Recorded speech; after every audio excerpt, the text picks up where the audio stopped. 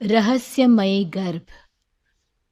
60 वर्ष की उर्मिला शहर के बाहरी हिस्से में अपने छोटे से घर में अकेली रहा करती थी। एक रात शहर में बहुत जोर का तूफान आया।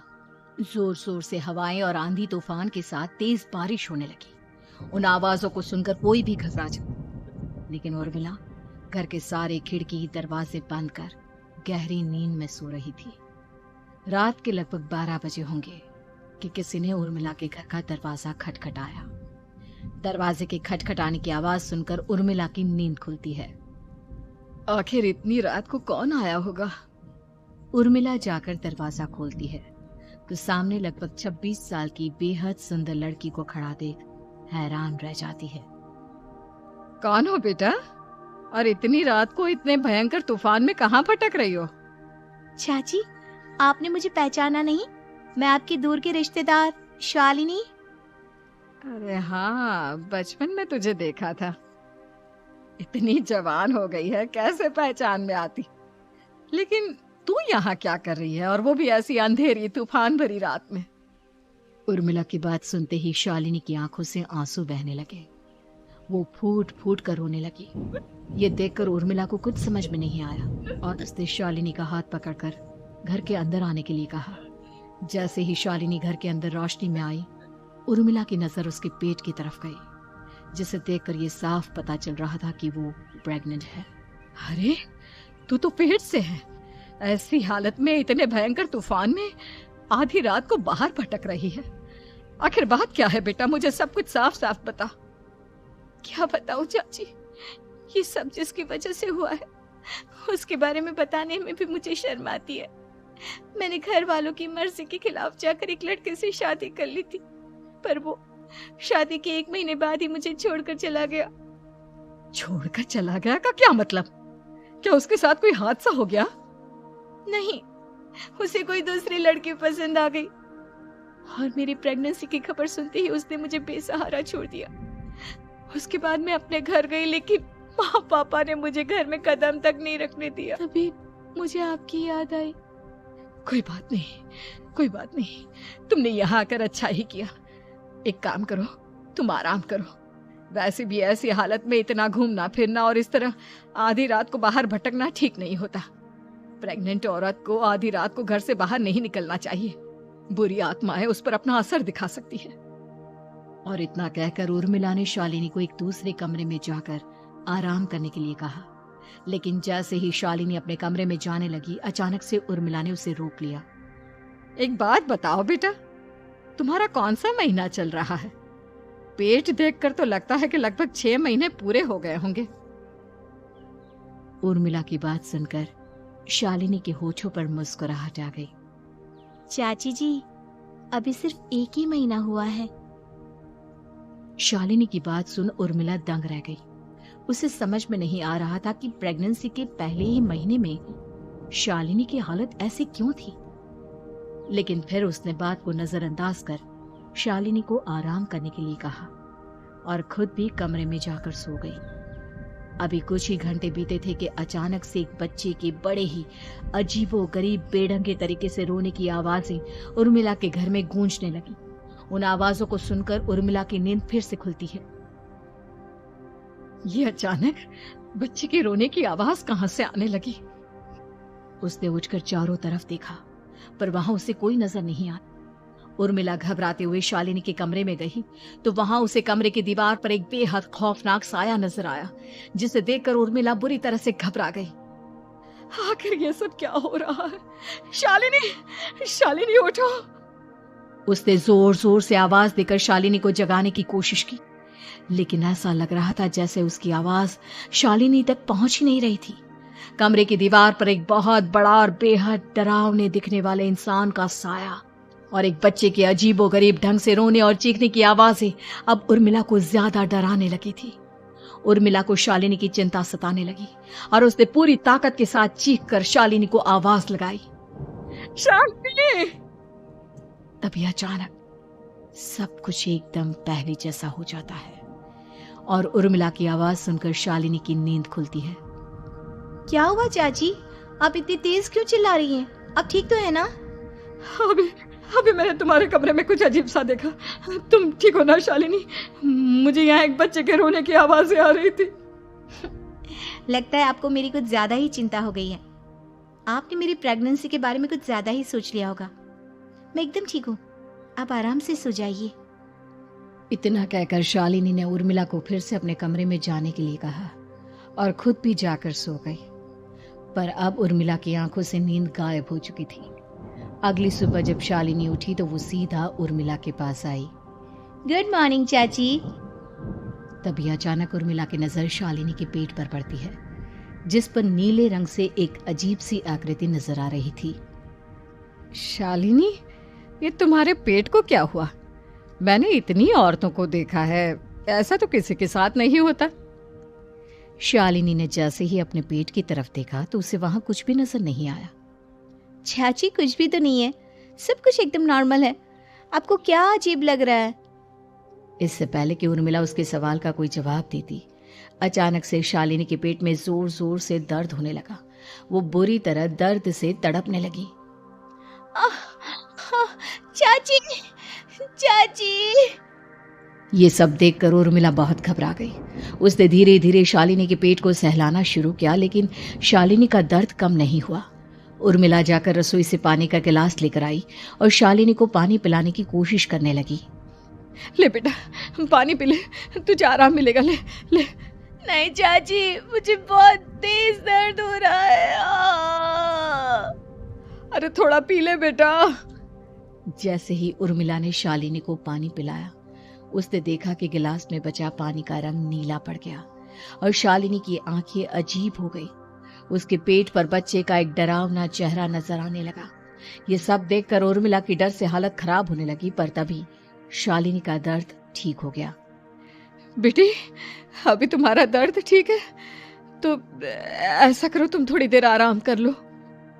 शालिनी को आराम करने के लिए कहकर उर्मिला तेज कदमों से चलकर घर से बाहर निकल जाती है और पास ही रहने वाली एक औरत कालिंदी के पास पहुंचती है। अरे उर्मिला बहन, बड़े दिनों बाद दिखाई दी, क्या हुआ? बहुत घबराई हुई सी लग रही हो, सब ठीक तो है ना? क्या बताओ कालिंदी बहन, मेरी एक दूर की रिश्तेदार आई हुई है। वो पेट से है और उसके साथ ना अजीब अजीब चीजें हो रही है। अब उर्मिला सारी बात कालिंदी को बताती है, जिसे सुनने के बाद काले जादू और तंत्र विद्या की माहिर कालिंदी एक ताबीज बनाकर उसे देती है। बहन, मुझे शालिनी पर किसी बुरी आत्मा का साया लगता है। ये ताबीज ले जाओ, आज रात को 12 बजे उसे पहना देना, फिर सब ठीक हो जाएगा। उर्मिला ताबीज लेकर घर वापस आती है और अब आधी रात के होने का इंतजार करने लगती है। जैसे ही आधी रात होती है, वो नींद में सोई शालिनी को ताबीज पहना शांति से अपने कमरे में आकर अपने पलंग पर लेट जाती है। अब सब ठीक हो जाएगा। ये सोचकर उर्मिला शांति की एक सांस ही लेती है कि तभी अचानक उसकी आंखों के सामने कुछ ऐसा आता है जिसे देखकर उर्मिला डर से चीखने लगती है। तुम कौन हो? कौन हो तुम? जाओ यहाँ से, जाओ जाओ यहाँ से। तभी उर्मिला की एक जोरदार दर्द भरी डरावनी चीख वहां पर गूंज गई। उर्मिला की आंखों के सामने एक बच्चा खड़ा हुआ था, जिसका पूरा शरीर किसी बूढ़े की तरह नजर आता था, लेकिन मुंह किसी नवजात बच्चे की तरह था। उसकी आंखें गुस्से से लाल थी और वो घूर घूर कर उर्मिला की तरफ देखा जा रहा था। कौन हो तुम? कौन हो? उर्मिला के चीखते ही वो बच्चा जोर जोर से रोने लगा। घबराकर उर्मिला ने अपने हाथों को अपने कानों पर रख लिया। उसकी समझ में नहीं आ रहा है कि आखिर ये सब उसके साथ क्या हो रहा है। कौन हो तुम? कौन हो? क्या चाहते हो मुझसे? जाओ जाओ यहाँ से, आखिर तुम हो कौन? तभी अचानक से उर्मिला के पूरे घर में लाल रंग की रोशनी फैल गई। वो बच्चा धीरे धीरे कदमों से चलता हुआ उर्मिला की तरफ बढ़ने लगा। किसी नवजात पैदा हुए बच्चे के जैसे उसके रोने की आवाज अब उर्मिला के कानों में गूंज रही थी। लेकिन कुछ ही सेकंड में वो चुप हो गया और उसने बेहद खतरनाक आवाज में उर्मिला के सवाल का जवाब दिया। मैं वो हूँ जो अब तक पैदा नहीं हुआ, लेकिन जब मैं पैदा हो जाऊंगा तो वो होगा जो अब तक कभी नहीं हुआ। ये क्या कहना चाहते हो तुम? ऐसा क्या हुआ जो अब तक नहीं हुआ? तबाही होगी, तबाही। सब कुछ खत्म हो जाएगा और ये जो लड़की मुझे जन्म देने वाली है, मैं उसका खून पी जाऊंगा, खून। उस बच्चे की बात सुनते ही उर्मिला बुरी तरह घबरा गई। उसका एक बुजुर्ग आदमी जैसा शरीर, एक नवजात बच्चे जैसा चेहरा, ये दोनों ही बातें उर्मिला की समझ से बाहर थी। तभी वो बच्चा अचानक गायब हो गया। घर का माहौल फिर से पहले जैसा हो गया। लाल रंग की रोशनी भी अब गायब हो चुकी थी।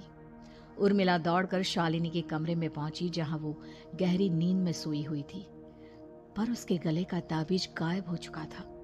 उठो उठो शालिनी, उठो बेटा, मुझे तुमसे जरूरी बात करनी है। अरे चाची, क्या हुआ? इतनी रात को आप परेशान क्यों कर रही हैं? सब ठीक है ना?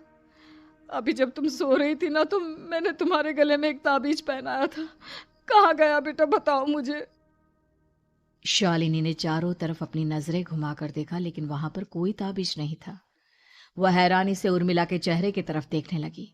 उसे समझ में नहीं आ रहा था कि आखिर उर्मिला किस ताबीज के बारे में बात कर रही थी। नहीं चाची, यहाँ कोई ताबीज नहीं है। लगता है आपने कोई बुरा सपना देखा है। मैंने कोई बुरा सपना नहीं देखा। खैर छोड़ो, तुम अब सो जाओ, कल सुबह बात करते हैं। डर और घबराहट की वजह से उर्मिला की आंखों से नींद तो जैसे बिल्कुल गायब हो गई थी। अगली सुबह उर्मिला बिना कोई देर किए गांव के बाहर एक छोटी सी झोपड़ी में रहने वाले बूढ़े पंडित के पास पहुंची। पंडित जी, मेरी मदद कीजिए। अरे आओ आओ उर्मिला, क्या हुआ? सब ठीक तो है ना? क्या बताओ पंडित जी, बहुत बड़ी मुसीबत है। मेरी दूर की एक रिश्तेदार लड़की पेट से है और उसके साथ बहुत डरावनी चीजें हो रही है। कल रात को तो एक अजीब सा दिखने वाला बच्चा मेरी आंखों के सामने आकर खड़ा हो गया था। ये तुम क्या कह रही हो? मुझे साफ साफ बताओ कि आखिर तुमने क्या देखा? उर्मिला ने अपने साथ हुई बीती रात की पूरी घटना पंडित जी को बताई, जिसे सुन पंडित जी के माथे पर चिंता की लकीरें उभर आई। अनर्थ होने वाला है, अनर्थ। बरसों पहले भी उस हैवान ने एक लड़की के पेट से जन्म लिया था और उसके बाद उस शहर को पूरी तरह से तबाह कर दिया। कैसी विपदा पंडित जी, कैसी बात कर रहे हैं आप? बताइए मुझे, और इसका उपाय क्या है? इसका उपाय तो है, लेकिन बहुत कठिन है। हो सकता है कि उस उपाय को करने के दौरान तुम्हारी जान भी चली जाए। मुझे मेरी जान की कोई परवाह नहीं, पर आप जिस तबाही के बारे में बात कर रहे हैं, बस वो नहीं होनी चाहिए।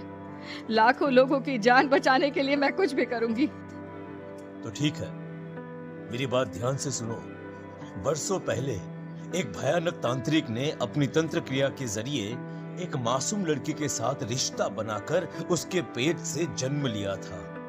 इस तरह से वो अपने जैसे लोगों की संख्या इस दुनिया में बढ़ाना चाहता था। आपके कहने का मतलब है कि शालिनी के पेट से भी उस शैतान को जन्म लेना है, इसलिए उसने उसके साथ ये सब किया है। ठीक पहचाना तुमने। अब मैं तुम्हें एक ऐसा सिंदूर दूंगा जिसे तुम्हें ले जाकर उस लड़की के पेट पर लगाना होगा। क्या ऐसा करने से सब कुछ ठीक हो जाएगा? नहीं उर्मिला, ये सब इतना आसान नहीं। उस लड़की के पेट पर सिंदूर लगाने के बाद तुम्हें उसका पेट काटकर उस हैवान को बाहर निकालना होगा। नहीं पंडित जी, मैं ये सब नहीं कर सकती। मैं भला एक जिंदा लड़की के पेट को अपने हाथों से कैसे काट सकती हूँ? अगर तुमने ऐसा नहीं किया तो कुछ ही दिनों में वो हैवान उस लड़की के शरीर से जन्म लेगा और उसके शरीर के सारे खून को पीकर अपनी ताकत को बढ़ाएगा। उसके बाद वो धीरे धीरे इस पूरे शहर को तबाह कर देगा। यहाँ पर कोई जिंदा नहीं बचेगा। लेकिन अगर मैं उसके पेट को काट दूंगी तो क्या वो जिंदा बच पाएगी? अगर शालिनी को कुछ हो गया तो, अगर उसकी मृत्यु हो गई तो? ऐसा कुछ नहीं होगा उर्मिला, तुम्हें अपने मन को पक्का करके ये काम करना ही होगा। सिंदूर लेने के बाद उर्मिला झोपड़ी से बाहर निकलने ही वाली थी कि तभी पंडित जी ने उसे पीछे से आवाज देकर रोका। उर्मिला, उस लड़की का पेट काटकर हैवान को बाहर निकालना ही काफी नहीं होगा। तुम्हें ध्यान रखना होगा कि ये सब करते हुए उस बच्चे का जो आधा बूढ़े का शरीर है उस पर सिंदूर की एक बूंद भी ना लगने पाए, क्योंकि अगर ऐसा हुआ तो वो तुम्हें और बाकी सबको कच्चा खा जाएगा। पंडित जी की बात सुन उर्मिला की आंखें फटी रह गई और उसके शरीर में डर की लहर दौड़ गई। फिर भी उसने हिम्मत की। ठीक है पंडित जी, मैं पूरी कोशिश करूंगी कि मैं उस हैवान को वहीं के वहीं खत्म कर पाऊं। इसके बाद उर्मिला तेज कदमों के साथ घर वापस आती है। दिन बीतता है, रात का अंधेरा छाने लगता है। शालिनी खाना खाकर सोने चली जाती है और उर्मिला लगातार उसके गहरी नींद में सो जाने का इंतजार करने लगती है, जिसके बाद उर्मिला दबे कदमों से शालिनी के कमरे में पहुंच गई। मुझे ये करना ही होगा। अब उर्मिला ने धीरे धीरे शालिनी के पेट पर पंडित जी का दिया सिंदूर लगाना शुरू किया। उर्मिला के हाथ बुरी तरह से कांप रहे थे। उसके एक हाथ में चाकू था जिससे वो पेट काटने वाली थी। उर्मिला ने एक नजर शालिनी के चेहरे की तरफ देखा और फिर डरते हुए उसके पेट पर चाकू चलाना शुरू किया। कमाल है, मैं इसका पेट काट रही हूँ और ये आराम से सो रही है। इसे दर्द नहीं हो रहा क्या? तभी अचानक उर्मिला के कानों में बच्चे की रोने की आवाज सुनाई देने लगी। उसने घबराकर चारों तरफ देखा पर वहां पर कोई नहीं था, बस रोने की आवाज लगातार आ रही थी। उर्मिला बिना रुके लगातार शालिनी के पेट को काटती रही। उसे इस बात का भी ध्यान रखना था कि सिंदूर बच्चे के बूढ़े आदमी वाली शरीर के हिस्से पर ना लगे। कुछ ही देर में वो हैवानी बच्चा उर्मिला के हाथों में था। उसने बड़ी ही सावधानी से उस बच्चे को बाहर निकाला और पंडित जी के कहे अनुसार उसे घर से दूर जलाने के लिए ले गए। पर तभी उसके सामने वही बूढ़े शरीर और बच्चे के चेहरे वाला बच्चा आ गया। अपनी गोद में और सामने भी बच्चे को देखकर उर्मिला हैरान रह गई। मुझे मारोगी, मुझे किस्मत कैसी मारोगी? तुम पैदा नहीं हुए हो और मुझे पता है जब तक तुम्हारा जन्म नहीं हो जाता तो मुझे कुछ नहीं कर सकते। इतना बोलते ही उर्मिला तुरंत उस बच्चे को घास के ढेर पर फेंककर उसमें आग लगा देती है, जिसके तुरंत बाद वो बूढ़े आदमी के शरीर और बच्चे के चेहरे वाला अजीब तांत्रिक का भूत भी वहां से गायब हो जाता है। कुछ देर बाद उर्मिला घर पहुंचती है तो वो ये देखकर हैरान रह जाती है कि शालिनी का पेट अपने आप जुड़ चुका था। शुक्र है भगवान का और उन पंडित जी का, अब सब ठीक हो जाएगा। सुबह शालिनी सोकर उठती है तो अपना पेट देख पूरी तरह घबरा जाती है। चाची, चाची ये सब क्या हो गया? मेरा पेट अचानक कम कैसे हो गया? मेरा बच्चा कहाँ गया चाची? बेटी, वो बच्चा नहीं, एक खतरनाक तांत्रिक था जो तुम्हारी कोख से जन्म लेकर सबको मार देना चाहता था। पैदा होते ही तुम्हारी जान भी ले लेता, इसलिए मैंने पंडित जी के बताए उपाय से उसका खात्मा कर दिया है। अब सब ठीक है। शालिनी को उर्मिला की बात समझ में नहीं आती, जिसके बाद शालिनी को पूरी बात उर्मिला आराम से समझाती है। अब वो दोनों ही भगवान का शुक्र अदा करती हैं और एक साथ रहने लगती हैं।